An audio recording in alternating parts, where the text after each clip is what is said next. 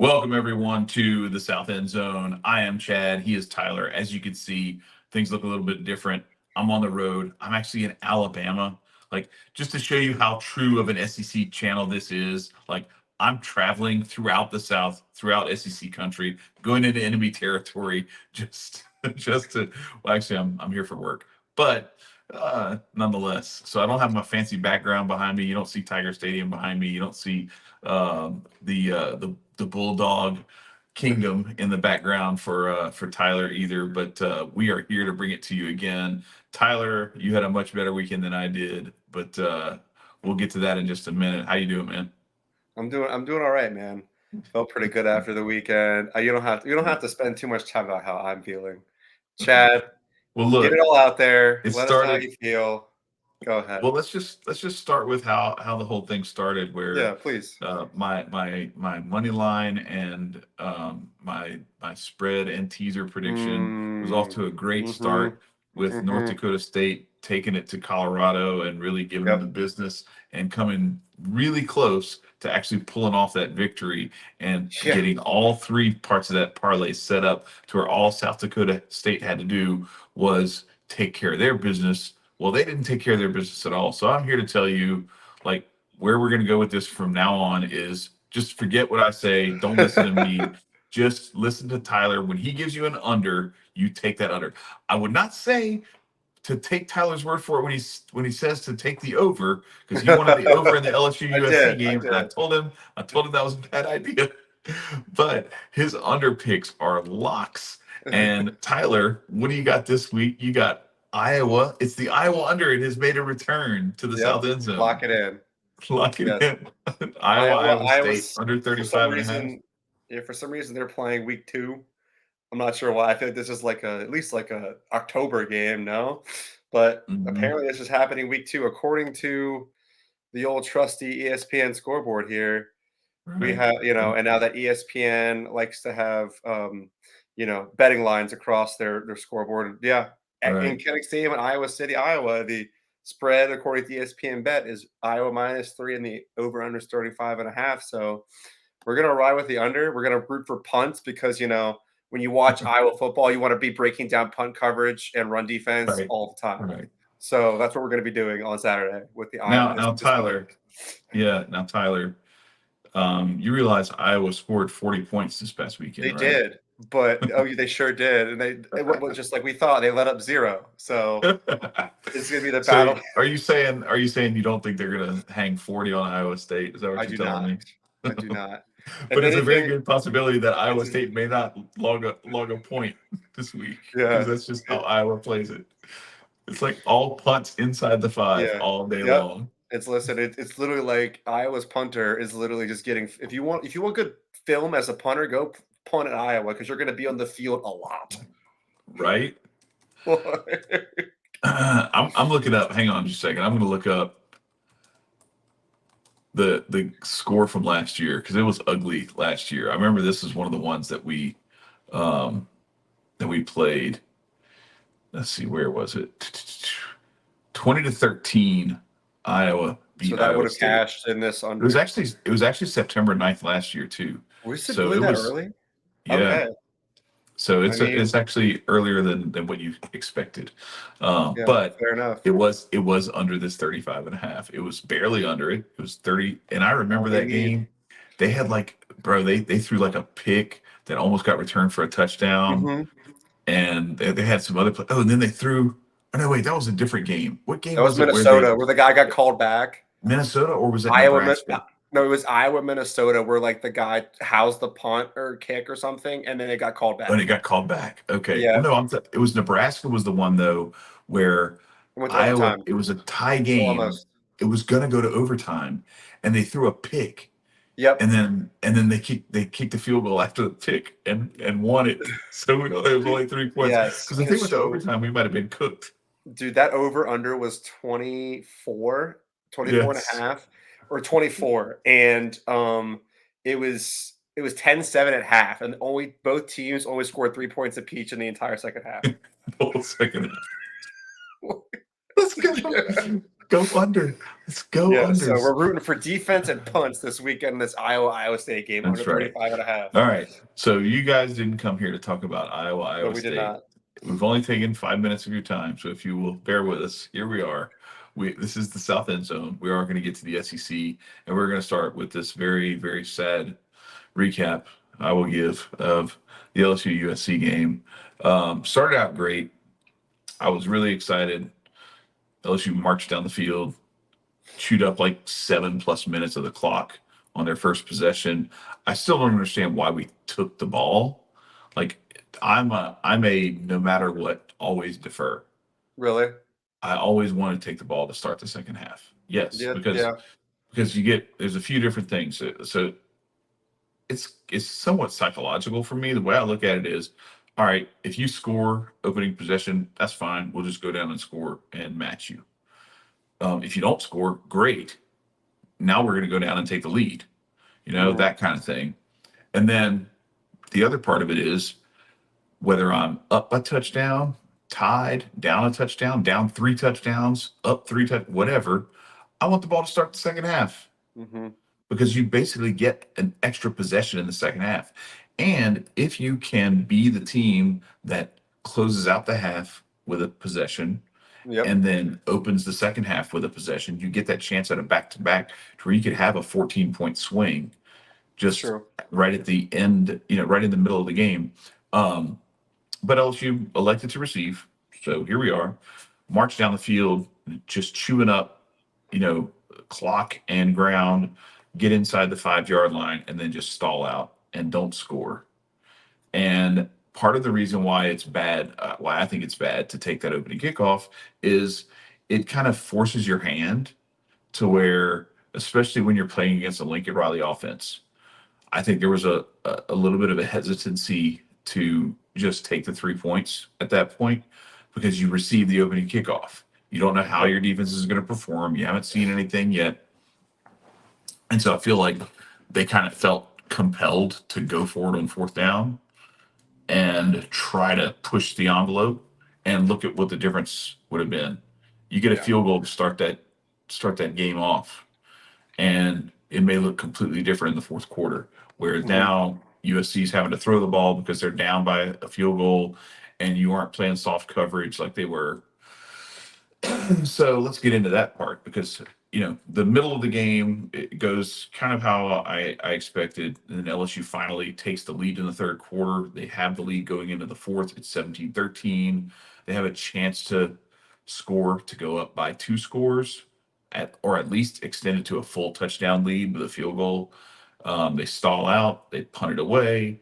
Now Lincoln Riley comes back and he's got this like okay he's been kind of getting ready for building this script for this possession where it seemed like he knew what blitzes we were running Yeah. because every time we blitzed, they threw right where the blitz was coming from and Truth. found the open man and just marched down the field and scored a touchdown on us. Even it was checkdowns. Like he was like Yeah. Moss was like Miller he Moss would literally was, like yeah. he would literally like allow like their defense kind of almost into the backfield, and then like they're just all of a sudden there'd be like a red shirt in between all the white, and he just boop, there it is, and then we'll just Yep. go. Yep. So they score touchdowns. So they go up 20-17. We march down the field, and then Garrett Nussmeier had a great game, but he had a couple of these throws where I was just like, Mhm. man, like just a little bit of touch, just a little bit of Yeah. touch. The Aaron Anderson out in the flat, he had him wide open, and I think he might. It's at least a first down, possibly a touchdown. And I won't get into all the penalties. Emotions are high. Yeah. It's I a was big gonna ask game. about that. Some of these guys are, they do, off season stuff together, or they know each other from, they have some history together, whatnot. So it's whatever. Like, and there's some other stuff. There were some calls where it was just, it. I don't want to blame it on that because I think there's other things as an LSU fan that I'm more concerned with than whether or not we got hosed by 3 calls that were really critical going against us Mhm. when I think the call should have either gone the other way or been like a no call. Mhm. Um, but those things are impactful, right? So like the outcome of the game could have been different, but that's not what this is about. This is about like what did they not do to get the job done? And so I look at that little missed flare out in the flat to Aaron Anderson that ends up forcing a field goal. So Yeah. you make the field goal, but you've given 2 minutes of time to Miller Moss and Lincoln Riley and that offense. And with all the struggles that you had on defense last year, it's like, oh man, here we go. And so my mentality is, and I was telling the people that I was watching the game with, about a dozen people that my next door neighbors had a little, football party, whatever. Went over there and watched the game, and I was telling them, I was like, man, I'm bringing pressure, all possession. I'm basically like in the mindset of we either getting a turnover, we're getting multiple sacks, or we're giving up a quick touchdown. Hmm. But the last thing you want is to allow them to just methodically inch their way down the field and then Yep. kick a game-winning field goal with 10 seconds left. Yeah, because And if then you they keep didn't them in even front kick a of field goal. They didn't even yeah, kick a field goal. They just scored a touchdown walked it because off. we got, yeah. But the thing was, like, if you watch that last possession, we rushed no more than 4 guys the Hmm. entire possession. There were sometimes where they dropped 8 in coverage and rushed 3. And so I just don't understand with Blake Baker doing what he does. Where was Harold Perkins Right. in Talked about coverage? that. In Yeah. coverage. Why? He kills the court. He Makes gets to the no ball. He gets sense. to the quarterback. He gets to the quarterback. He creates Go get the pressure. quarterback. Make the Yeah. quarterback, make them account for you. Go get after the quarterback. And or at least if you're going to drop in coverage, he needed to be in the backfield at least a couple of times during that drive. Yeah. And if he wasn't going to be in the backfield, he needed to be disguising that he was dropping into coverage so that Yeah. now they have to account for him. And now that safety or that other linebacker, Weeks or whoever, coming into the backfield is unaccounted for because, whoa, what is that? I got fireworks behind me. Woo! I have no idea what I just did, but I got fireworks. That Anyway. is bizarre. All right. Thank you, StreamYard, for whatever celebration Said the you just magic gave me. words. Said the magic The words. magic words. I don't know what I did. Okay, Oh keep my it moving. gosh. That was funny. But anyway, right, that threw me off. I don't know what the hell to do. But anyway, so that's my take on the whole thing. There were a lot, and the final part of it is with Will Campbell coming out and saying we're going to run the ball, and I don't have a problem telling everybody in the world that. Man, I'm sorry, but y'all gotta do better. Yeah. Like the running lanes weren't there for the most part. They had a couple of drives where they ran the ball well, and shout out to John Emery. I feel it. We talked about Cam McCormick last week, and he goes out and scores that first touchdown against Florida after in his 9th year in college football. But John Emery is in his 6th year and tore his ACL again on Sunday. Oh. So he's like, he tore his ACL in the Auburn game like about a year ago, a little over a year. I mean, a little under a year ago. Um, and fought his way back and finally got and he ran really well, and then torn ACL again. So he's going to be like a 7th year senior if he tries to come back again next year. Mm. But it wasn't enough. No, not enough. Josh Williams and Caleb Jackson, and you could see like the absence of Jaden Daniels and his threat to run the ball as the Yeah. quarterback was really evident in that game. So anyway, that's my Yeah. overall take on it. That's why we lost that game. And I will say this: I think SC's legit. Like I'm a little hesitant to say that. I'll be honest because I thought the last couple of years like, oh man, Florida State's legit. That's what. And then I mean, last year proved true. They went undefeated, but 2 years ago they weren't. They weren't really that good, and we Hmm. lost by a blocked PAT at the end of the game. But this one stings a little bit because this was one of those ones where you needed to win that game because the gauntlet is really tough through the SEC for LSU this year. We don't get you guys, but we get pretty much everybody else. I think we don't get you guys and Texas, so we don't get the top two. But we get Alabama, Ole Miss, Texas A&M, Florida in the swamp, Oklahoma, You know what I mean? So Hmm. needed to not have this L on the record, but it is what it is. It happened. So here we are. Yeah, I want to ask you, like, how do you? I know you talk about the penalties.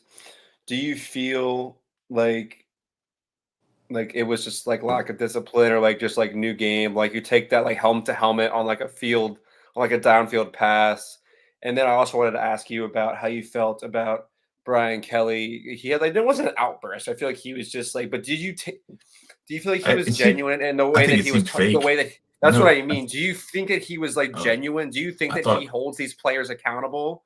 Do you think I he has enough accountability? Like he what I'm trying to ask, do you think like you saw like the way they were acting, right? And like, they were having a good time. Like, you had like the taunting penalty, whatever, whatever. I know a guy, what was it? There was a player that got suspended for like a game and a half for mhm, hitting the a couple of years ago. But yeah. I was gonna ask, do you feel like that was like a genuine reaction? I felt the same way. It felt forced. Like if he was like Like, pissed, I feel like he should be pissed, not like, oh, what the heck? You know what I mean? yeah, he's like, I don't know. again. And it was like Yeah. he had to force himself to pound the table. Right. Like, how did you feel about It him didn't, in that it moment? sounded like when he said family that time, where it's like, um, he faked a Southern accent or whatever, Yeah, when he he was did. first introduced as Mhm. the LSU coach at the basketball game. Um, but yeah, I mean, Do you think he it's holds him kind of accountable like he crazy. should?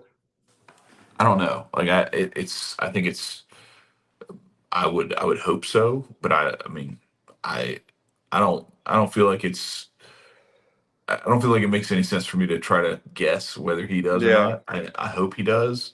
I think there's going to be some of that this week because he did talk about the one thing that I will say did seem genuine because it sounded like it came from a place of like he recognized what everybody else recognized, but nobody had really said it yet. But it like Mhm. as soon as he said it, I was like, yeah, you're right. When he said that we're over there acting like the game's over, like we Which haven't is won, true. and it's like you've got to finish it.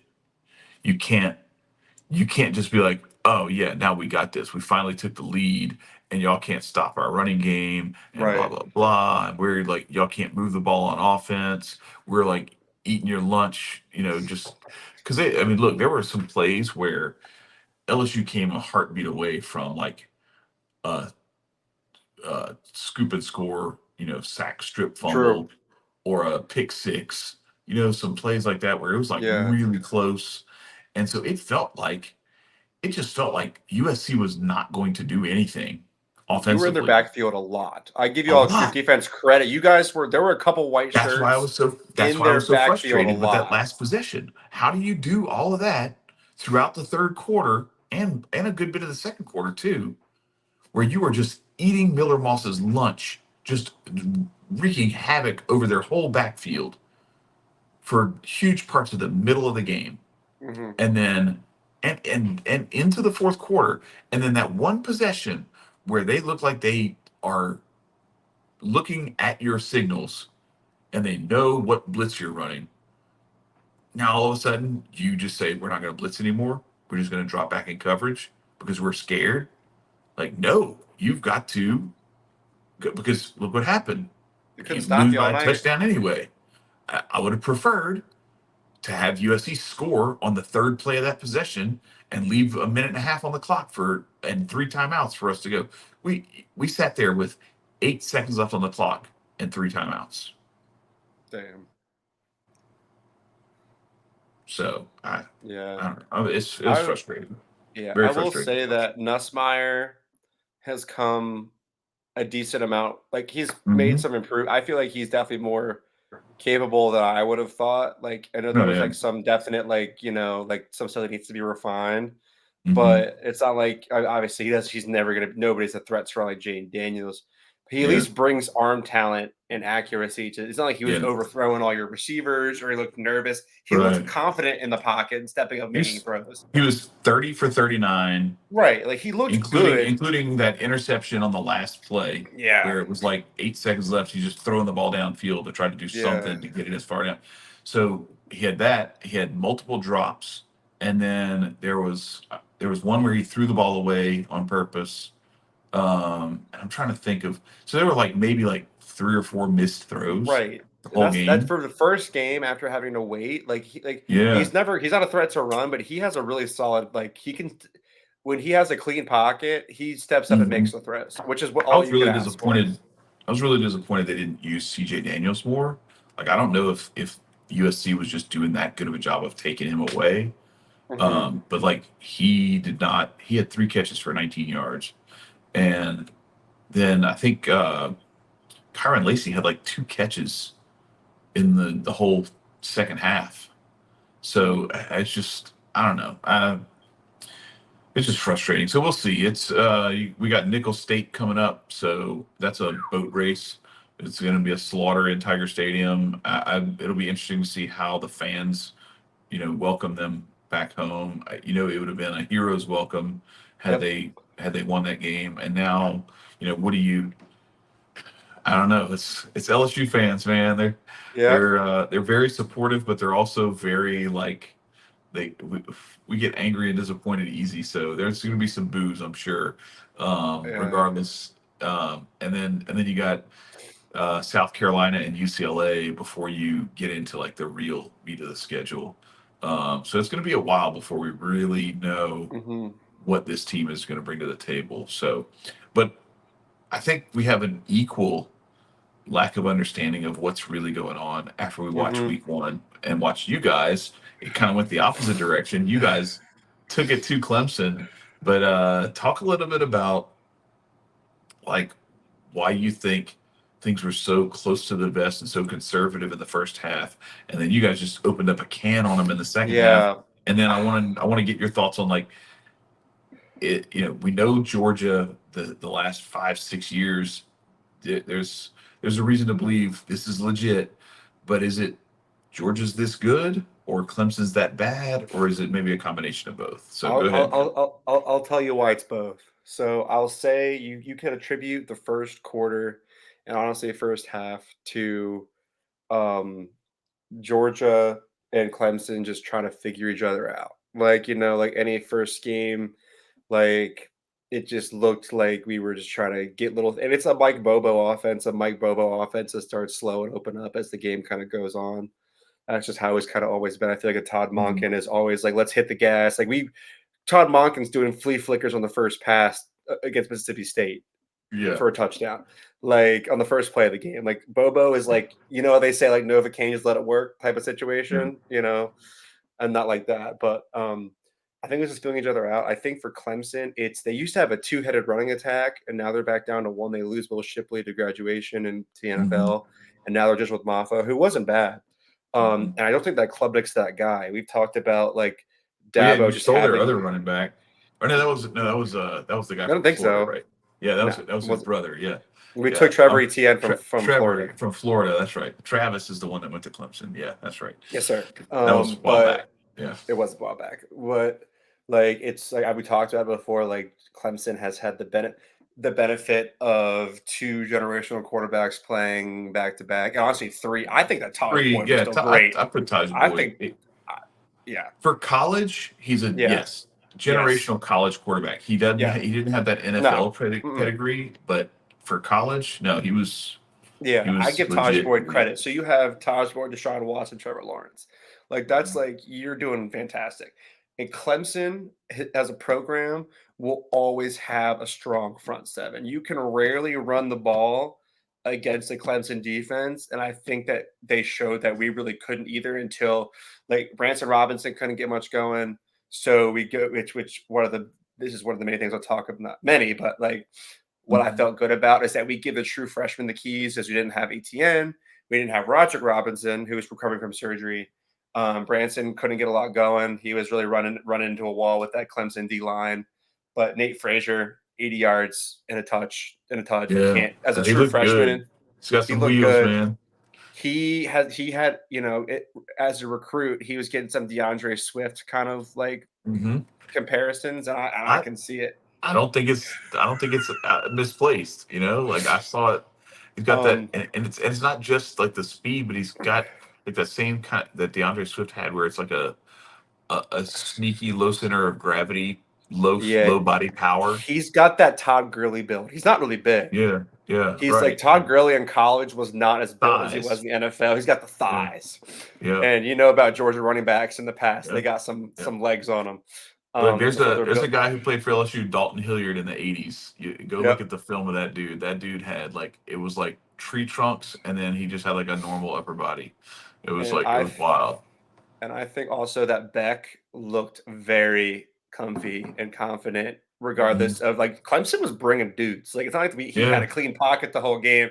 Like very early on, there was like Clemson came around the backside of the pocket collapsed.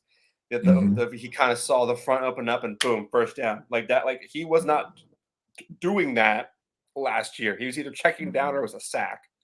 Like so, Well, like how did you this feel about this the early first on. half? Though, were you a little nervous about? Well, you didn't really No, you didn't I get to wasn't. see it live as much because you were. I caught more Oh of no, it you than I did. expected. You got I to see a good bit of the first half. That's I right. got to Yeah. see majority of the game, and I Okay. saw what was important, and I saw that it was just, and I told you this before the game, our offense is slow to start. It has been that way Hmm. recently.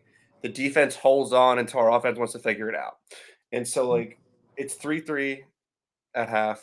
No, excuse me, it's not 3-3 at half. It's 6-3. 6-0 at half. Excuse me, 6 6 6-0. Yeah, nothing. 6-0. 6-0 at half. I'm sorry. Yeah. 6-0 at half. And my friends, like the Georgia dynasty's over. I got a text that said that. I'm like, Yeah. all right. He's Notre Yeah, Dame fan, by the way. wait. So, He's so there's a meme I saw. Somebody had this guy's like notifications, and it's like when on my birthday it's like 2, and then it's like when my favorite football team loses, and it's like 177. yeah, It's right. like Yeah. your friends will just relentlessly give you shit if your team is down bad. Yeah. So we're gonna talk about Florida State fans in a minute. But Yep. for right now, let's So so it looked like he tells you that the up Georgia six. dynasty is Yep. over because Yep. y'all Up were up six six nothing. nothing on a, a, a perennial ACC conference championship I contender guess the ranked team. I guess. in the opening week. Okay, all right. So, and then there's that. We didn't look bad. Like it's like I just feel like both teams' No. defenses were standing up and we were figuring things out. Like that's what I So attribute. Cade yeah, Klubnik is not him. First of all, let me talk no. about that. Yep. Like, first of all, their first drive they had 2 drops, which sucks for him. Like they would have been first downs if his receivers would have caught the ball, Mhm. which is fair. But overall, he did not look good. He's not. And there was talks about him not being their guy last year. I just don't know if they have somebody yet that's ready to step up to be the starter above him, which is fine. But I said you lose your 2 backs, which you have a 2-headed monster in your backfield. You go down to Right. one, and Mava's not a bad running back. You just like he's just not built to be the workhorse solo Right. back when you have Will Shipley also kind of sharing the load there. But Right. we move into the second half after my friend sends that text, and right down the field, score looked amazing, and I believe that was Colby Young's touchdown. He was right out there one on one, hit a little inside out, and Carson Beck just hit him on the back shoulder.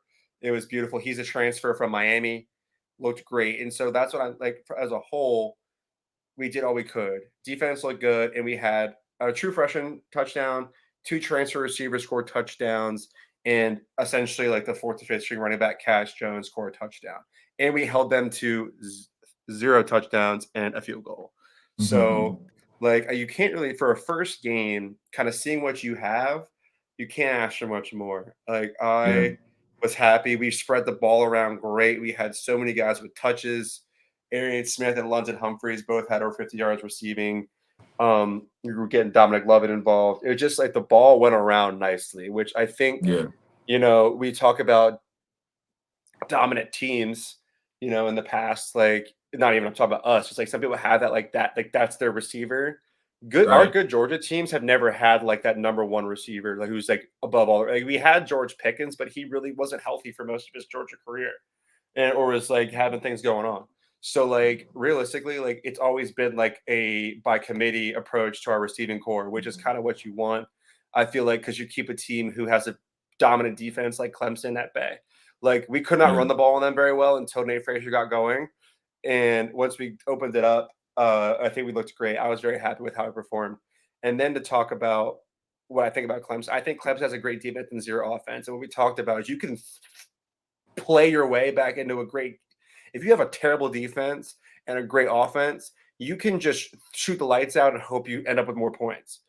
But when Right. you As cannot, like, as LSU showed last if year. your defense is on the field for like most of the game, like It they're doesn't matter so how good they tired, are, and you're they're gonna not get giving them worn a out. break. Right. Like you're not giving, like, and there is a talented defense, but if you're not giving them like time to Yep. breathe, then they're never gonna. They can't keep you in the game. Like I Yeah. said, our defense stands up until our offense gets the ball rolling, but you Right. can't never get going on offense expect to win. Yeah. And you That's saw my that opinion, that with game. yeah, you saw that with their defense where it wasn't just that they were giving up yards and points. It was that they were getting gashed in the run game. And Mhm. that's when you know like it's a They're fatigue tired, thing because right? Because y'all couldn't run the ball at all. nope. Mm-mm. And then all of a sudden the floodgates start to open. And Right. it's one of the reasons why I was upset about the way that the LSU game went because I felt like Mhm. when we went up 17-13 and we started running the ball better in the second half, I was like, okay, now this is when all those days in the heat, all the conditioning, all the running up Right. the levee, and all that, all the drills and all the strength conditioning and everything else. I'm just expecting LSU's offensive line to just lean on them the rest of the game. And credit to USC, they bowed up and they started stopping the run. Clemson just didn't have. I think they spent too much time on the field to where it just got to the point where Georgia's just superior depth and everything else just like it leaned on them too much and with Cade Klubnik not being able to sustain drives to keep them off the field and even really the other part of it was too I think it gets a little bit demoralizing like when you're down 20-3 or whatever it was Yeah. like it's and the offense just went 3 and out again. Yeah. You You got to know go. what You I got mean? to. Like You're a it's D lineman having to demoralizing. go out there and stop the run for. So the time of possession was 32 minutes and 42 seconds to 27-8, which is really think about it, like that's not that That much. actually seems pretty good. Yeah, Yeah. which like it seemed like the Clemson defense was out there like a lot. 40 Like especially minutes, in the I was second. gonna say. Like Yeah, this I was like I would have thought we would have had the ball for 40. Like mm, it's like we were efficient on offense, and like I said, like that Clemson front seven held up till it literally could not anymore. yeah. Like, and that's Right. like, and Clemson's always going to have a great defense, like they have like for the last 10 years. But when Hmm. you don't have the generation of quarterback to give that defense a chance to breathe, you're not going to get anywhere. And I think this like Dabo's coming. I think have. I don't know how much more like leash Dabo's going to have. Like Hmm. like obviously Dabo, you can't take the national championships away from Dabo. Yeah. Dabo's a recruiter. He's a great recruiter. He's shown that he is. Um, but I think you can only resist, and I understand. I don't How, disagree with this with well, not wanting to give in to change. But like when you are yeah. setting yourself back from the rest intentionally Right. based off your morals and what you Yeah. think is right, like I know that sounds horrible to say, but like I know. it's like, yeah, your morals and and obligate, But but hey, we've had this discussion. So there's a guy, yeah. Javian Toviano. I was telling my dad about this. He got caught. Apparently, he like recorded himself having sex with some girl. And so like he got, you know, I think he got arrested, but then he got released or something. Anyway, he's back like reinstated with the team or whatever. And my dad was like mad about it. And I was like, well, look, man, I'm just telling you, like, we can either have like either you just stop watching LSU football or you just got to accept that this is the kind just like with Georgia with like guys getting speeding tickets and like drag racing and stuff in the streets and whatever like it's just this is everybody isn't like an altar boy Yeah, and and the it's funny it's like what was that thing Deion Sanders said about his recruiting tactics that like he wants a quarterback that has a nice, stable marriage oh, at home and he it's like wants it wants his that good defense family to have life. from a broken But he home wants or his defense something. he wants the defense he wants his D linemen to be like raised by their mom and Yeah. their dad is in jail or something like that where it's like damn man like go the hell on oh shoot but on a certain level I've talked about this like psychologically you don't want your linebackers to be like soft, sweet, friendly dudes. Like you want them to be the kind of people that tear people's heads off. Stone Cold 'Cause that's Killers.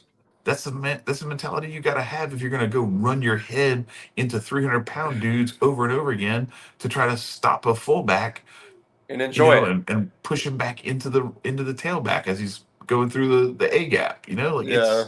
this is what you've got to have. You got to have people who are willing to like try to attack an alligator. Like so. Uh, what do you want? Do you want that, or do you want like the people who aren't gonna get in any kind of trouble or whatever? And so like that idea of I don't want the NIL stuff, or whatever. Like, all right, man, like it's gonna be whatever it's gonna be. But what do you think about Dabo in terms of like his legacy at Clemson, what he means to that program, everything that he's done, the national championships, the national championship appearances, the playoff appearances, all that stuff, and then look at like a Bobby Bowden and how they basically like waited until he was like damn near incapable of coaching anymore before they finally were like, "Hey, man, look, it's time for you to retire." Yeah. Like Dabo's not that old, so No. you And can't. It's Dabo not could like he's easily get another head 75. coaching job. Yeah. Like Yeah. he has so much coaching ahead of him. So it's a Mhm. matter like it's like, do you really want to let like it's not like he did nothing for your program. Right. And do you really want to let that kind of potential and coaching talent, regardless of what you think of Dabo, go out into the world? Mhm. And you will find that you want when there's no such thing as a saving assistant anymore, but Dabo Right. can be a coordinator anywhere. Yep.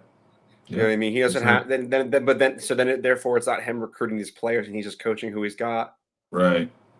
He doesn't have to agree with the transfer portal because he's not going to be the one doing the. You know what I mean? Right. Like so. I mean, I think that I don't know.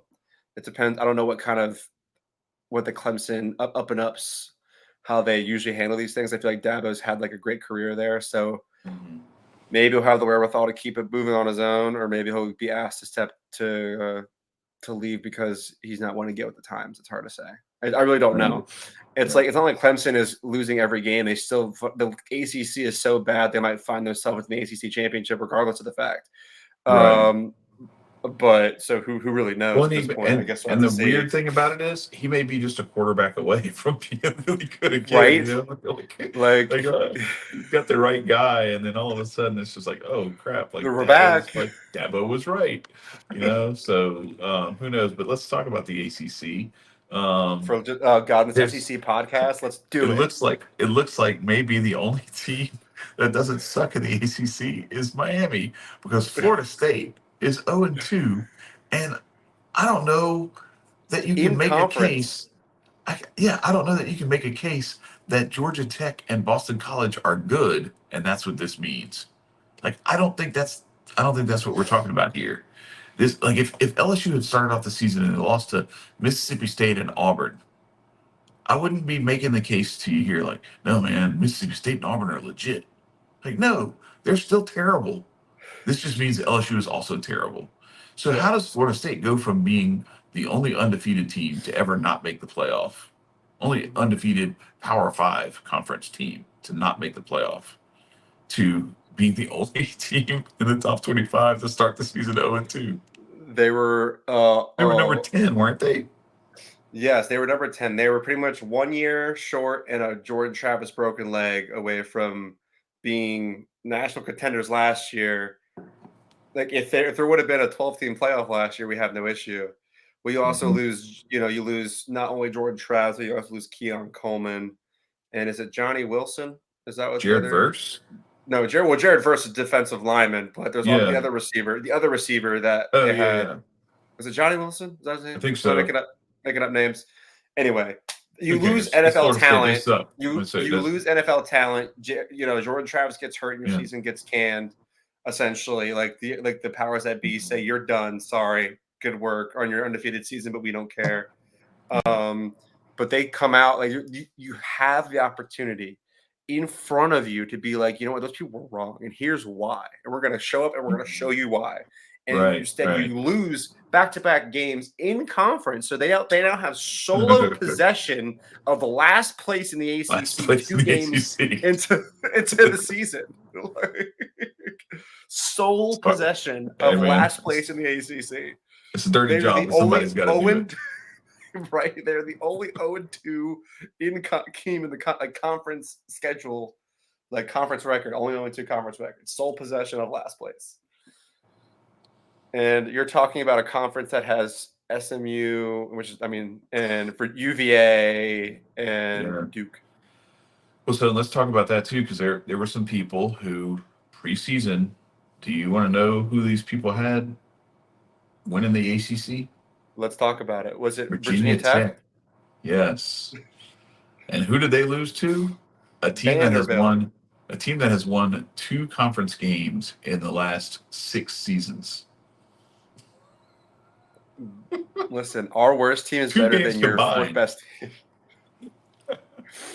Like, Oh listen, my Vandy. Well, gosh. Vandy has to do revamp. They literally were running the same plays over and over and over again, and Virginia Tech could not stop it. Yep. Nope. Listen, Yeah. Vandy showed. Listen, this is why we keep them around, ladies and gentlemen.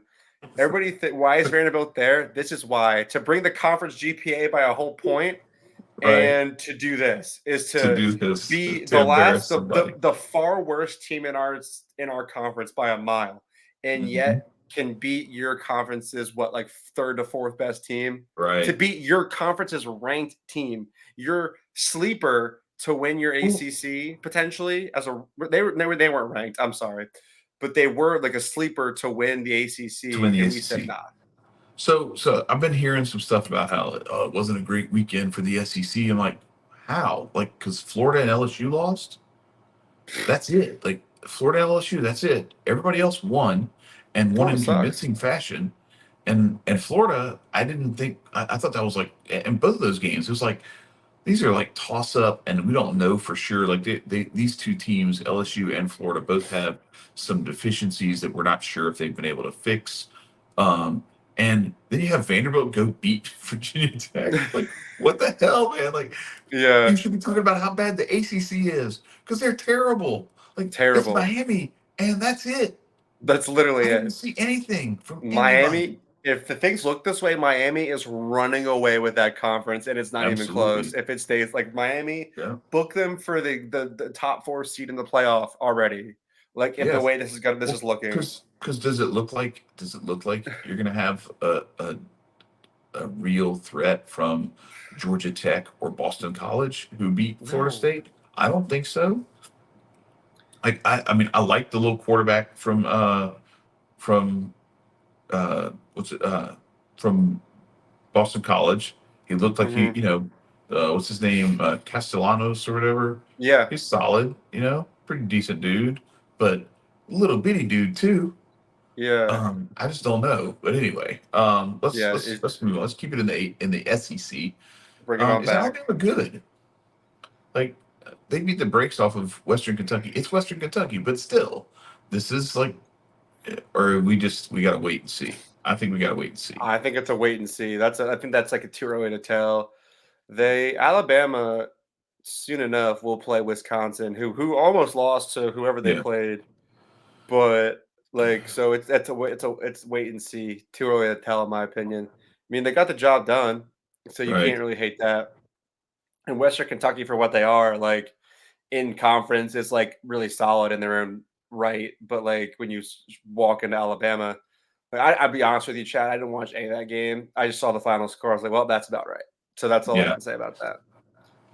I didn't watch it either. I saw some of the highlights, and it looked like they've got some receiver talent. They got Milrow did his thing, but I mean it's the same stuff where I kind of think like some of the stuff is he gets the Shador Sanders sort of treatment where um, somebody said that there was this pass in the North Dakota State game where they're Yeah, like, look at this deep ball by Shador Sanders, dropped it in a bucket.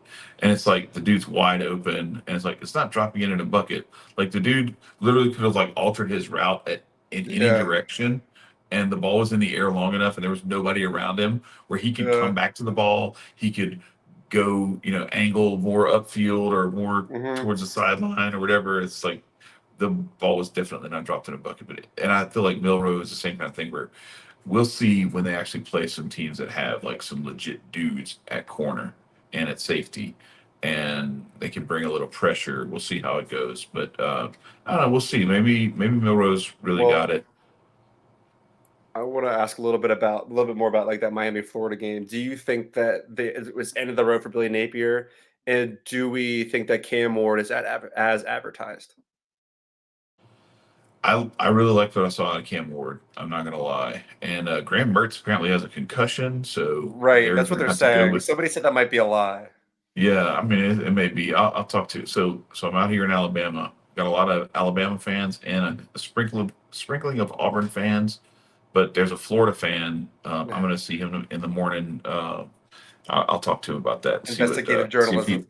if he thinks it's a lie. I'll do some investigative journalism by asking a fan what he thinks. If he thinks it's a lie or not. Some inside info. But no, I liked what I saw out of Cam Ward, it's just so hard to tell because is Florida just really that bad, or is Miami Could they actually that be? good? I mean, and I also want to say Cam McCormick, I know you're absolutely watching this podcast. Yeah. I'm sorry. I deeply apologize. Shout out You to know, Cam McCormick. you talk about all these people playing their eighth and him playing his ninth. I'm like, why? But then I Seems like realized he's played like 2 seasons of football total in like 8 years. right. I'm like, oh, that's why. Because he's Yeah. battled through Well, injuries like his entire career, yeah. essentially, and has like I was gonna say it goes finally gotten the beyond that's opportunity. fine. It's beyond Yeah, that's fine to me. that's impressive. It is more, yeah, it's impressive. Like salute to that man and Right. the dedication, the commitment, because that's I don't know how many people have it in them to No. do what he did. Guys would have given up after like the second time around, I would say. Like Yeah. majority of guys, like maybe even the third, but he got injured like what, like four, two, three, four, maybe four times? He missed multiple. He missed three So one seasons, of right? them, He missed no, three? more than that. He had multiple ACLs, an Achilles, and then like a broken leg. Yeah. And the broken leg, like ankle and like I think it Kept was like coming his back. ankle and his fibia, Yeah. he missed like 2 years with that because he had to like Yeah. have multiple surgeries and stuff with it. Yeah. So I think he missed like 4 seasons or maybe five or something like that. So this So I is think like he might be playing his third actual, maybe third, actual. maybe fourth of college football. Well, so he's played games in probably 6 or 7, but Yeah. he would play like one game, part And of then get one game, hurt. and like get hurt, and Yeah. then that was it. So yeah, Yeah. Shout out to that. um, That's dedication, man. I take it yeah, all for back. sure. I did not know. That's on me. Hands up accountability for not being aware, and Props that's to you on for me. that. Props Props to to you for you. that. Yeah, so I guess we skipped over we Yeah. skipped right over this one. We already talked about it, and well anyway, yes, Florida is down bad, and Miami may be back. They may be the most legitimate threat in the ACC, and actually, I think that's good for football if Miami is the that one of those top 4 seeds Hmm. and actually is legitimate and can Having the make a U, run, be a threat. Then it I think it makes college football better overall. the two teams that when they are good that makes college football better is Texas and Miami. When they Hmm. are good, I think college football is that much better, in my opinion. But I So wanted to ask you because, sorry, go you don't ahead. remember when Nebraska was good. I do not. I've That was heard. when I was younger. When Nebraska was good, there was there was the Tommy Frazier. That was like the last real run for Florida State. I think that was 96 maybe. Yeah. Um, but yeah, Florida State won a national championship with Tommy Frazier and Lawrence Phillips, and it was just like to have a team winning the national championship by running the I formation triple option is just like, man, That's real football right there. That's it grown don't man get any better football. than that. I love where things are with college football. Like it's exciting and all that stuff, but there's something about like one of the things that I love about college football that you don't necessarily get in the NFL. The NFL, you only have the 32 teams, Hmm. and they have their uniforms and the different variations of like how everybody, but it's all pretty stat. Like what I love about college football is you have all these different environments, all these different demographics all over the world, all these colors and uniforms, color combinations, and all this Hmm. stuff, and these different stadiums. Some of them have like I hate Mississippi State and their stupid fucking cowbells, but it's also kind of cool.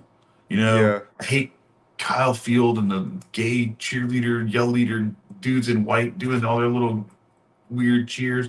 But it's also kind of like that whole 12th man thing is kind of cool, and like everybody doing the same song together, and then Yeah. like Florida with I Won't Back Down, and all the and the Hmm. stuff that you guys do, and like Tiger Hmm. Stadium, and like there's all this stuff that's like each unique campus has its own identity.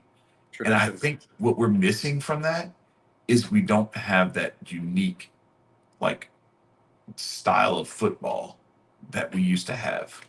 Like Yeah. there was an era in like the 70s through like the early 2000s where you could see the veer, you could see the wing tee, the wishbone, I form, pro form, shotgun, five wide, the Yeah. spread.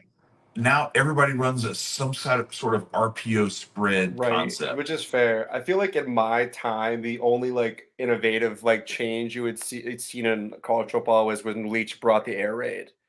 Like Mm-hmm. in my time being around, that's like the only thing I can really think of. Like this is it. This is how you know what I mean. When Leach brought the air Yeah. raid, that's like to Now it's Texas like Tech and all everybody, those teams. yeah. Now everybody runs spread, RPO, and then there's Iowa. Those are the Punts, two baby, styles. punts, Those are the, punts. those are the two styles. Okay, Shout out to Iowa if they actually punt on first down one time this year. I'll be like, all I right, y'all some real ones for that. Or I just know like, we no, were we're just gonna gonna. cut to the chase. We're punting now. I know we were Put our gonna best unit start. on the field. Fuck this offense shit. Go straight back to defense. I know we were gonna start moving on to like the broader recap from last weekend, Yeah, but yeah, you did mention Nebraska. Dylan Raiola could be a guy. yeah. Also, probably as advertised. They didn't really play. They'll play. I think they play Colorado. Is that game this weekend? Nebraska, Colorado. I think it is. I think those. They think they play this weekend, and I think I don't that know. Nebraska. I mean, excuse me, Colorado actually has to play a real football team this weekend in Nebraska.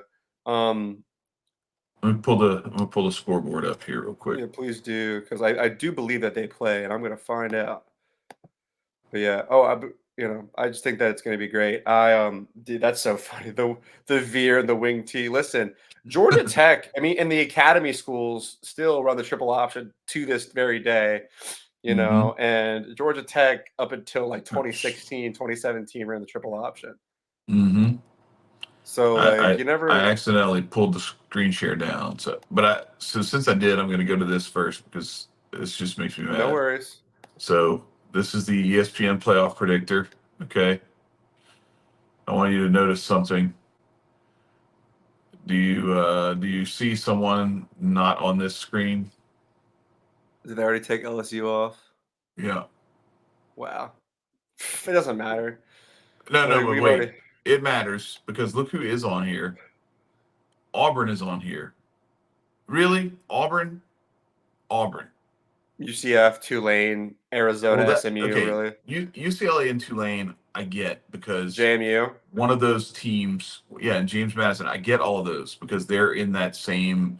They're in the Boise State. It's Boise State, James Madison, Tulane, They're in the hunt UCF, for that. Yeah. Liberty, whatever that final that other spot. I Yeah. get it. I understand. It's it is what it is. So let's go to the scoreboard. So obviously we had the Ireland game. Georgia Tech beat Florida State. Georgia Tech is now number 23, and Florida State is unranked. Florida State was number 10 when that game took Wow, they place. finally unranked them. I can't believe like Yeah, that's I would have thought they would have made them like at least 20 anywhere in that 20 to 25 range. yeah, yeah. That is So, shocking. but look, I mean, so just look, we already talked about this. So, like, we don't know anything from watching these games, except that NC State did not look great against Western Carolina. Um, and they're probably like hanging on by a thread to stay in the top 25, honestly, the way they're playing right now. But nobody else played anybody. This Penn State, West Virginia, I thought Penn State looked really good. That score looks a little closer than it actually was because Penn State just dominated that game. Hmm. This game, of course, we already talked about Georgia and Clemson. Everybody else, it was like Nobody played anybody. Miami blew out Florida. We know Florida. Well, We knew Florida was potentially yeah, terrible because we knew Billy Napier was on the hot seat already. His seat, he I don't know. He cannot sit down. It's no, too hot. Um, and Notre Dame, Texas A&M. This was another one. Fresno State, Michigan. Yeah, like we said, we may have seen Michigan get a little bit exposed. We'll see for real when Texas goes to Ann Arbor if that is actually going to be like this. If this is a sign of like the downfall of Michigan, or if they actually are able to hang with Texas, then it may makes yeah, think, well, maybe Michigan didn't fall off that much. I don't see how they wouldn't have fallen off because yeah, they lost a lot of talent. But and especially like losing McCarthy, that's a big deal. But if Texas beats them like I expect them to, then yeah. it kind of solidifies Texas as being like on the map, ready to really Hmm. contend for a national title again. And then of course you got LSU, USC Hmm. down here. That's all your I want to ask: SEC action. Does Notre Dame deserve their flowers? Do we think that they did they like? Do you think that like? I mean, you go like I don't like Notre Dame, but they did go into Kyle Field at night on the Hmm. first game of this. Like you like, and you can elaborate on this more for everybody. But Texas Hmm. A&M is best in the preseason. You said it's Yep. pre-show. What do Yep. you think? Yeah, I think what you got was so let me break this down, I guess, like psychologically. So the way that the Texas A&M fan works is they win every offseason. Like they hired the best coaches. They it doesn't matter that they fired Jimbo Fisher. Mike Elko is better than Jimbo Fisher. Hmm. Whatever it is that they got, it's better. It's like it doesn't matter. I don't care. I didn't want to go to Disneyland. I didn't Like want it anyway. yeah, I didn't want that anyway. So it's just like, and this is better. So it's Yeah, just that's just how Texas A&M fans are. They think whatever they have is the best that it could possibly be, and you can't tell them any different. Fine, all right, whatever. Um, but you got your ass handed to you. What you do is you typically, as a Texas A&M fan, you pump everything up in the off season, and then the expectation is there. The stadium is rocking. It's a night game at Kyle Field. There's no excuse for Texas A&M to not be at their peak hmm, because they haven't played a game yet. They haven't had a chance for their despondency to set in because they haven't already lost 4 games and lost to Appalachian State or some hmm. other such nonsense, right? So you should be at your absolute best if you're Texas A&M. What did they do? They got beat pretty convincingly by a Notre Dame team that came into their building and really just took it to them. Now, wait, let's see, where do I have it? There it is. Yeah. So 23-13, it looks like, oh, that was a pretty close game. I don't know. Like, it, it kind of wasn't. Like, it was, It I was felt like six Notre six at Dame was, half. yeah, I felt like it was kind of like the Georgia Clemson game, honestly, Right. where I think when it mattered, Notre Dame just started to lean on them and pull away. Yeah. Um, so I'm willing to say like Notre Dame I think Notre Dame's going to be in the playoff, and Yep. I think they're a legit contender, and it's all going to come down to is Riley Leonard really like the guy? Can he grow into a guy who can make some more plays? Because to be quite honest, he's not going to be able to play like he played in that game and then make a run at the playoff. It's true. They did But get yeah. if he steps up and improves and hits some of those throws that he missed and is able to pull the ball, that's another thing. Back to the LSU game. One of the things that was disappointing, I watched several times. I know he's not Jaden Daniels, but Garrett Nussmeier. There's no point in running RPO if you are or just the read option. There's no point in running the read option if you're going to still hand the ball to the back when the end crashes, Yeah. Like you're just getting him killed, and you're like the play's getting stopped at or behind the line of scrimmage, when you should clearly pull the ball out and take it because there's no one out there, and you got to do it once or twice so that they actually now unless they told him no matter what do not pull the ball because you need to stay healthy. Okay, well then Yeah. don't freaking run uh Yeah. read option, just run play action if you're Yeah. going to do that anyway. But yeah, so there were a few times where Riley Leonard didn't read it correctly. So those are the kind of things where but when he did, like you could see like he can move and he can make Yep. some plays with his legs. So they I think they're a threat. They're a legit threat, and I think Texas A&M is a good team, but I think we're just gonna have to see if Mike Elko can do a little bit better a job of maintaining their psyche. Yeah. Because what Texas A&M tends to do is this starts the snowball, and They self-destruct really they self fast. destruct really fast. And I wouldn't be surprised if they're like 4-6 going into the last couple of weeks of the season. Regression to the mean. However, they might do that, but if you are a top-ranked team and they have not yet beat a top-ranked team, and yet you're Watch going the hell to their out. house, you Watch the better hell out. buckle up because they will So sneak so up and right. bite you. So that's what I was gonna say. So like there's two times where they are at their best. One is before the season starts because they haven't had a chance to be reminded of how mid they are. Okay. Mhm, And then the next time is when you've real because this happened to LSU 2 years ago. mhm. LSU went into that game where if we beat them and we beat you guys, we're in the playoff playing for a national championship. Even as a two-loss team, at that point we had a 1 point loss to Florida State in opening weekend, and we had an ugly loss to Tennessee early in the season, but then Oh yeah. fixed some stuff and got back on track, and then beat Alabama in overtime, beat Ole Miss, like had some key wins. We go into Texas A&M when the wheels are coming off. The wheels are completely coming off, and we go in there, we completely lay an egg. Yep. And that was Texas A&M. This is the Texas A&M team that lost to Appalachian State, Yep. lost to Notre Dame that year too. I think they lost to Notre Dame that year No. too.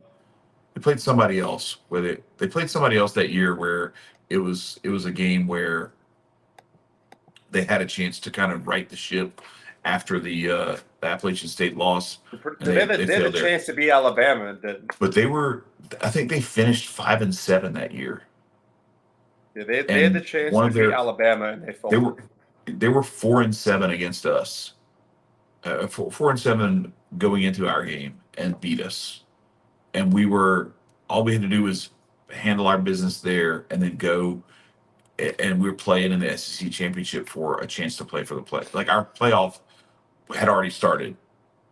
Beat Yep. Texas A&M, beat Georgia, you keep your season alive. Lose to either one of them, and you're waiting to see what bowl you get assigned. Yep. And so, but anyway, so yeah, that's Texas A&M's mo is um, talk shit all off season about how great you're going to be, and then sometime before week 5, it's all going to come crashing down. But then sometime before the end of the season, you're going to ruin somebody else's season. That's the Texas A&M MO. Pretty Uh, much. yeah. So moving along to our week 2 preview. Not many good Let's ones out here, folks, but we're gonna at least find the no, no, few ones that yeah, are. yeah. Let me pull week 2 up here. There's a couple sneaky ones out here. There's the couple obvious ones, which is Texas and Michigan and Colorado and Nebraska. But there's some Right. sneakier games around nighttime that I think are gonna Don't deliver. And don't sleep on K State, Tulane, Arkansas, Oklahoma State. Like this, these are some like not high profile, but there's some like these are some games. There's some decent mhm. games. Um, yeah, Texas, NC State Michigan. plays Tennessee. That's gonna be a gross game, I think. I think What? Tennessee absolutely boat races NC State. The way that listen, Nico Yeah, also could be the guy as advertised. yeah. Here's our So Iowa State-Iowa game that we were yes, talking sir. about. Lock it in. 35 and a Yeah, half 30, under. under 35 and a half. um, let's see. Yeah, you're right. If there is, it's kind of trash. Kansas, Yeah. Illinois. We'll see if Illinois has anything to give them any kind of a run for their money. South Florida, Alabama. So they're coming to Tuscaloosa this time, Yeah, I was gonna say, is we gonna have the same result as last year? What was that, right? 13-10 or whatever it was? Or 10-7 or 10-3 yeah, or it something was like it was that. like It a was ugly. hurricane they were playing in when they were playing that game. Yeah. But yeah, NC State, Tennessee. It is in Raleigh, so we'll see. That's going to be. I don't disagree because I think Nico Iamaleava is legit. You see how I said Nailed that it. without even Nailed have it. to read it that time. We Yeah, practiced, folks. We learned it. We that's finally right. heard That's right. somebody. I heard them say it on game day. I'm like, Chad, I finally got Yeah, it. there it is. So here we go. This is the one that we talked about. Sneaky, I another think that's sneaky so one. sneaky. Considering the way Oregon played Idaho State, like there's a chance that like I almost said Gabe Davis, jeez. What did I do? Dylan Gabriel um like might have hurt his hand in the What the hell game. did I do? It's Oregon minus Oh, 21 there and we a go. half. I think Really? that 20, yeah, minus 21 and a half. And let me double check my numbers here, but the Boise State running back last week had the game of his life. Hmm. Was that Georgia Southern that they played last week? Yes. So they played Georgia Southern, played no defense. They won 56-45. Did you So, see this? Did you happen to see this stat line? Because I'm about to no, I break did it down for not. you real quick. I did not. So this so Ashton Genty Jeanty. Ready for this stat line, Chad? All 20 right. carries, 267 yards, and 6 tuds. Wait. Hang. I'm pulling it up right now because I got to see these numbers. 20 Just carries, 267, 267. and 6 tuds with a 77-yard touchdown run thrown in there. Jeez. Could be a guy. I was going to say, when they I get into mean, Mountain West play, like, woo. you are playing Georgia Southern, but Georgia Southern can't be that bad, can they? I mean, they put up 45 against Boise State. Is Like, this dude really that? Is he a dog? dude, Okay. I'm here for it. It might be a little so money line minus sprinkle. 21 and a half. Might be a little money line sprinkle, if we're being honest. Yeah, That's minus 21 and a half. Could bet the over because apparently Boise State yeah. doesn't play defense. Right. So What's the good. over under? What's the The over under on over that one? under, hold on, I'll Like tell you here in a 78 second. or something? I don't know. We're about to find out here in a That's second. My that's not old high computer. enough. No, it's not. But all I got is computer. Work with me here. I can't see Yeah, the we're lines. just BSing, folks. Don't mind us. Technology's not working with us. It's just weird that like you go to like in this 2024 that you can go on ESPN and get betting lines. Like doesn't feel right at all. Well, you not only that, but you bet through ESPN Yeah, now. 60 and a half is not that high. 60 and a half? Right. Their game was just 54-45 against Georgia Southern. They just hit 99. And Yeah, yeah, it was 60 and a half. Like, they almost broke a hundo. and we're playing Oregon and Dylan Gabriel. Yeah, that's So are we setting up are we throwing it out there for the folks? I'm not gonna go that far. All right, I think all right. I think we just go with the Iowa under. Reminder So everybody, the Iowa under is where we're going this week. so what we're gonna get out of here soon, folks. Don't worry. So if Texas does what you and I think they're gonna do to Mhm. Michigan, what does that say for Michigan in this year? Like it was already kind of being thrown out there that this I think Michigan team Michigan's is not cooked. remotely Michigan's the same. Donovan Edwards like is out there on his lonesome with just not the same team. Yeah. So do you think that like that it's just Ohio State, Oregon at this point? Like early on? Well, I mean, look, I know Well, this may sound USC like might be in there Homer. too at Yeah, this I was gonna point. say this may sound like Homerism, because they just beat us, but I I'm on the don't sleep on USC bandwagon for the minute. You know, like I think at least for the time being, you have to give them a little bit of respect.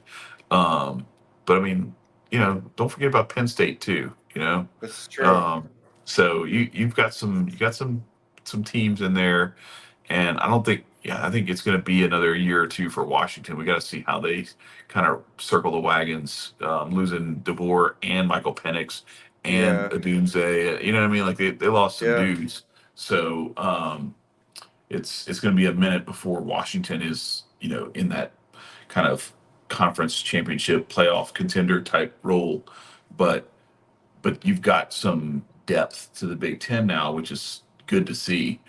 But I think, yeah, I think it's a if Texas does what we think they should do to Michigan, then I think it becomes that Ohio State, Oregon, with a sneaky Penn State, USC, maybe Listen, playing upset. all I gotta say is the Big Ten literally is twice as like Exciting. as strong. Yes, twice as exciting and twice as strong as like it's not just whoever Ohio State, Michigan is Yeah. it. Well, Like no, like we have like here. 4 to maybe 5 teams that are Mhm. actually like competing for this conference, which is so nice.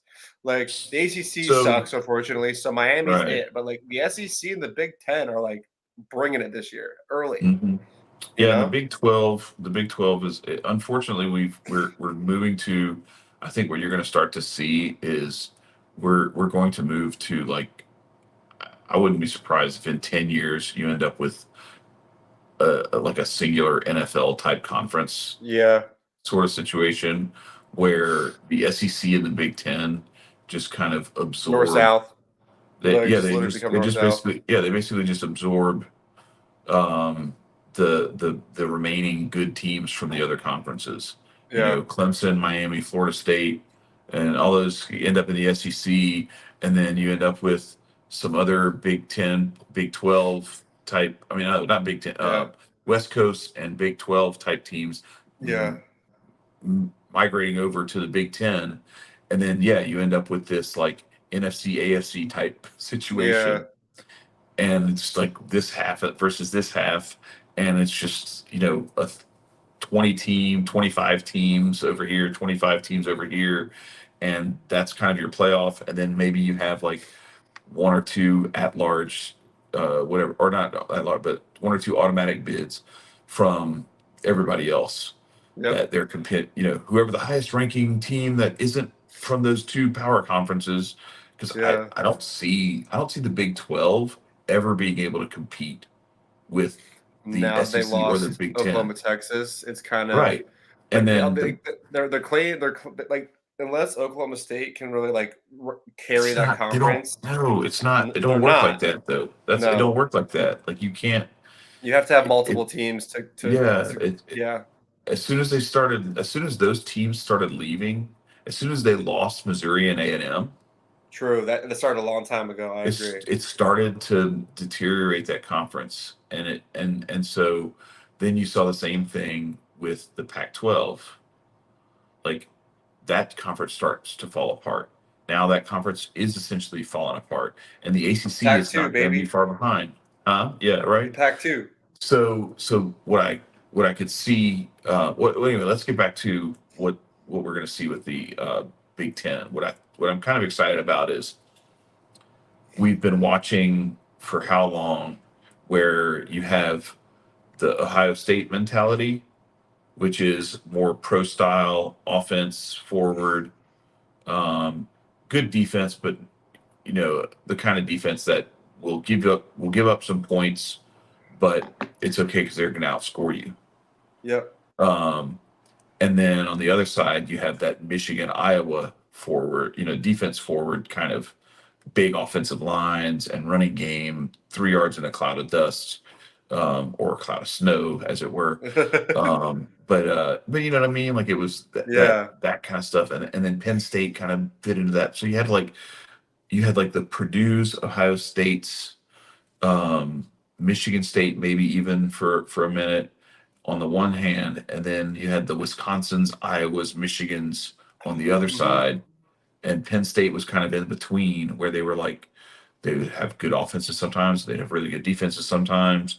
Um, and so I think now what you're seeing is the Big Ten now becomes this way more diversified conference where it starts to look more like the SEC, where it's it has more of that different types of identities of That's your true. defensive forward teams, and then you have all the way to USC, Oregon, Washington, where it's just like Yeah. spread everything out and throw the ball all over the field and athletes everywhere. And well, we'll see about defense. But first we got to score, that kind of thing. So I think it makes the whole conference really Like interesting. you And now have. Oh, you're not sorry. going to see it for 5 years, Nah. but in 5 years, you're going to see that conference evolve with the types of athletes they Hmm. recruit, the types of coaches they bring in, and how they, because it's always going to be a combination of copycat and like response to what other teams are doing. Yeah. I've got to stop this. I've got to stop that. So I need this to stop that, and I need this to counter that, and it just it makes everything evolve. But it doesn't happen overnight. Yeah. You have Kirk Ferentz and Lincoln Riley coaching in the same conference. Right? Exactly. Exactly. Exactly. And yeah, and so somewhere in between is like Ryan Day, Luke Hmm. Fickle, and Yep. James Franklin. You know, like Yep. there's like There's they have levels. there's all these different levels to it, right? Exactly. Whereas I think in the SEC, I think it's really like everybody's kind of trying to do the same things. It's Yeah. You just don't see it's much just whether offensive it's just whether or not you diversity. have quarterbacks. It's just whether Right. or It's not you have a rather, quarterback. do you have Do you have a guys or do quarterback? you not? Do you Like do we're you, it's do you have no, I Rodney Ashford agree. at quarterback, or do you have Spencer Rattler at quarterback, or do you have Jaden Daniels, Jalen Milrow, or Nico Iamaleava, or you know what I mean, like Yeah. Carson Beck, Stetson Bennett. You know what I mean? Like, Yeah. do you have a dude who can get it done, or do It's you like not? play the same offense until you magically have Joe Burrow, Jamar Chase, and Justin Jefferson on the same team. And then Yes, you know what? exactly. Hey, national champions. Just like that. Hmm. Just I mean, play the for real, game until it for works real, out. That's for kind of how real, the for real. SEC, you Yeah. know.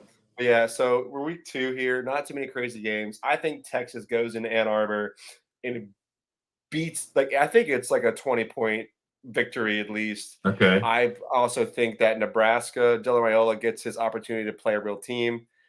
Shador Sanders is actually not a bad quarterback. I want to talk about No. that. No. No. Shador Sanders, like his offensive line kind of did not give him any opportunities, No. but like he's got an arm.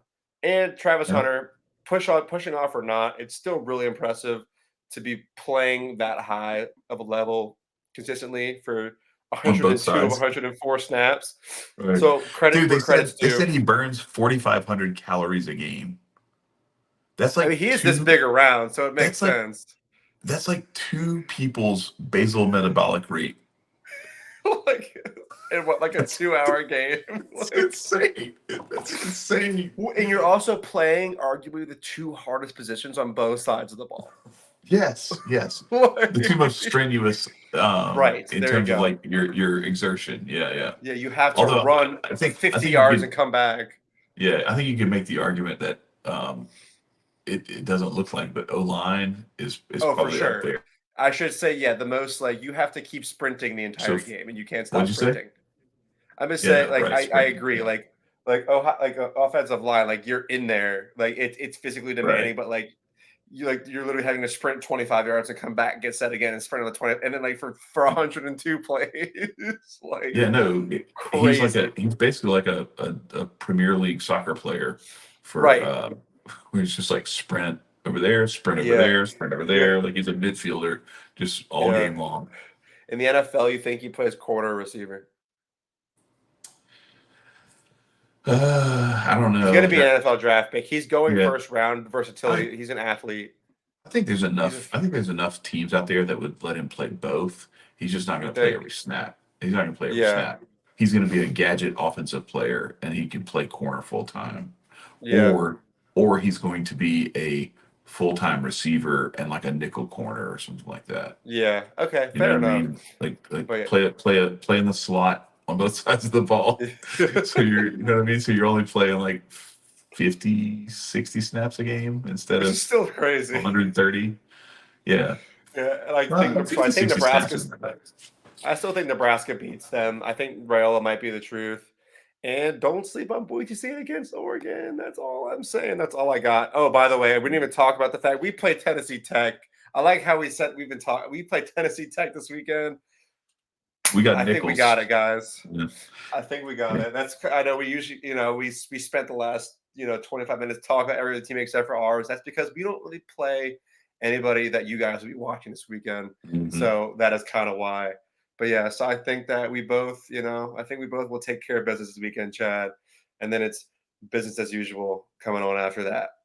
Yeah, we did what everybody else is doing uh this week. Well, no, actually that so we're playing our nobodies this week. Everybody else played their nobodies last week, but there's a lot Mm-hmm. of teams that are still playing like practically nobody this week. I'm like, Yep. when are you not going to start playing actual games? Yeah, Like, you and come I on. we had to play ranked games. You and I, our teams had to play Yeah, yeah, and ranked games in the first week, neutral site, mind you. And so we shall yeah, see.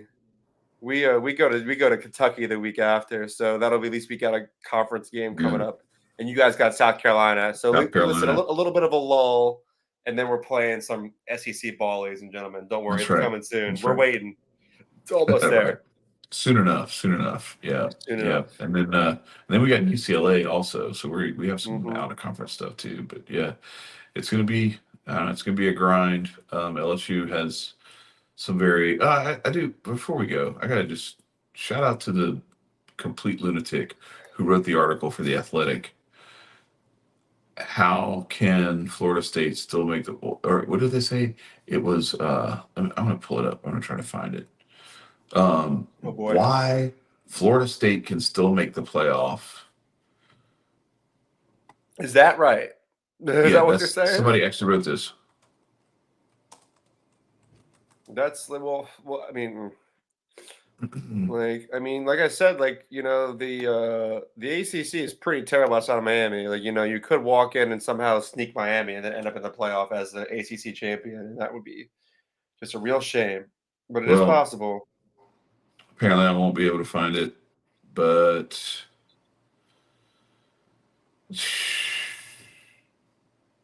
well, anyway. Whew.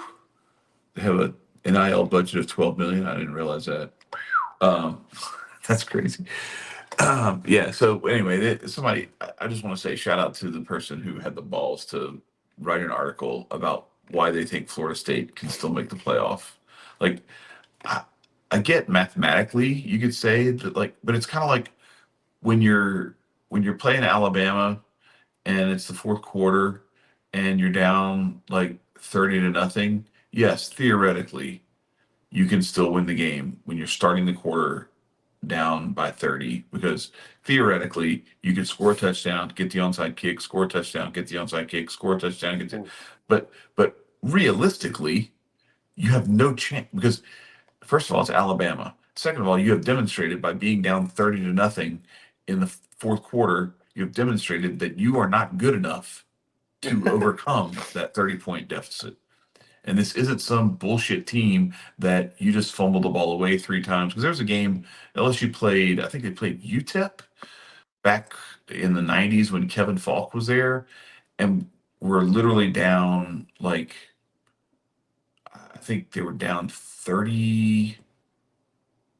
30-3 or something. It was bad. Started off the fourth quarter. It was like touchdown, fumble recovery, touchdown, stop, touchdown, stop, touchdown. Next thing you know, they win like 34-35, Oh 35-34 boy. or something like that. And it was just like, okay. But that was they had like turned the ball over a bunch of times and done a bunch of dumb shit to get down that bad. Hmm. And they were the better team. So like if you're up 30-0 on Alabama, Alabama might be able to come back on you, but you're not coming back. So Florida State, you're 0-2 for a reason. You're 0-2 because your Solo quarterback is not leader good enough. in the bottom. Solo claim of the bottom of the ACC. Your They quarterback's not good enough. The rest of the That's team's so not good enough. unfortunate too. Is the DJU experiment done? Like, is it official? No. Like, he's played for 3 teams and he sucks? Look, LSU had a guy, Ryan Perrilloux. He was the backup to Matt Flynn when LSU won the national championship in '07. He was supposed to be the starter. He actually played the SEC championship game against Tennessee when Matt Flynn couldn't play in that game, but then Matt Flynn played in the national championship. And he played well in the SEC championship game. We won, beat Tennessee. But I don't remember, he got like caught up in like a counterfeiting thing or something, got kicked off the team, all this stuff, and like just and he was, even when he played, like he was, one of those. It was the early on in LSU's attempts to go the running quarterback route, right? Um, but he had a lot of stuff where he was kind of rough around the edges. Dude played like 10 years in the NFL as like a second or third quarterback. He was like the backup for the Giants. He was the backup somewhere else. He ended up, I mean, he just went all over the place, playing more in the preseason than he did in the regular season every year, Mhm. and still had a career. So a guy with DJU's physical makeup goes to the combine, puts up whatever numbers he puts up, whatever. Somebody's going to either draft him or sign him to a, Yeah. a free agent contract after the draft, and he's going to land on somebody's practice squad at the very least and hang around for a while until either he gets it or they figure out like, okay, he's not going to get it. Yeah, I was gonna say, he's Um, got the physical makeup of what should be a good quarterback. right? Like, He just literally, isn't a he's good quarterback. built to be a good quarterback. He's just not a good quarterback. And As a she as it what does the NFL show us every year? What do they demonstrate every year? That they will. Where does Stetson Bennett get drafted? Where? Yeah, no, I'm saying where in the draft? Like what? Oh, late, late, Like late. fifth, sixth round, something Yeah, like that. 4th or later. I forget. He went Fourth to or the later, Rams. right? Right. Yeah. So, and I'm not saying that he's like great and that he's going to be an NFL superstar or anything like that. Where did Tom Brady get drafted? Like damn near last, you Yeah, know. true. Where did Russell Wilson get drafted? Like in the third, fourth round. You know what I'm saying? So like the NFL is notorious for drafting guys like Ryan Leaf and Drake May and Yeah, the just guys the who have scouting is terrible. Like, yeah. well, no, the scouting is based on like this stuff, and it's kind of funny because it's like the opposite of the sabermetrics stuff in Yeah. baseball. Where like in baseball, they're like they try to do this stuff where they're like, no, like look, this dude's got a really good fastball, he's got a really good this, and there's a little bit of stuff that's getting better where they're doing the spin rate metrics and those kinds of things, so they can see Mhm. um, some of the things that make these guys good, but like makeup in here is a big part of it that people just Yeah. dismiss. And for all I love Moneyball. It's a great book, great movie, and it's a good concept. And Billy Bean has done a great job of making chicken salad out of chicken shit in Oakland. However, at a certain point, it gets down to, hey, we've got to actually look at a guy's ability to actually perform on the field and not just Mm. what his physical tools tell us he should project to perform on the field. Because Yeah, when the right. projections don't match the reality, your Mhm. projections are wrong. Right. So anyway, but that's it. That's a wrap. We've been here almost an hour and a half. Hope y'all enjoyed sticking around and hearing us chew the fat about this 2024 SEC football season. Got a long way to go. It's going to be a lot of Mhm. fun. Way Hopefully, better more games fun coming, for gang. yeah. Hopefully, I'll have more fun as an LSU fan than I had this past weekend. But it'll be at least 3 weeks of seemingly enjoyable stuff. I at least get to enjoy this weekend. No threat to lose Yes. this one.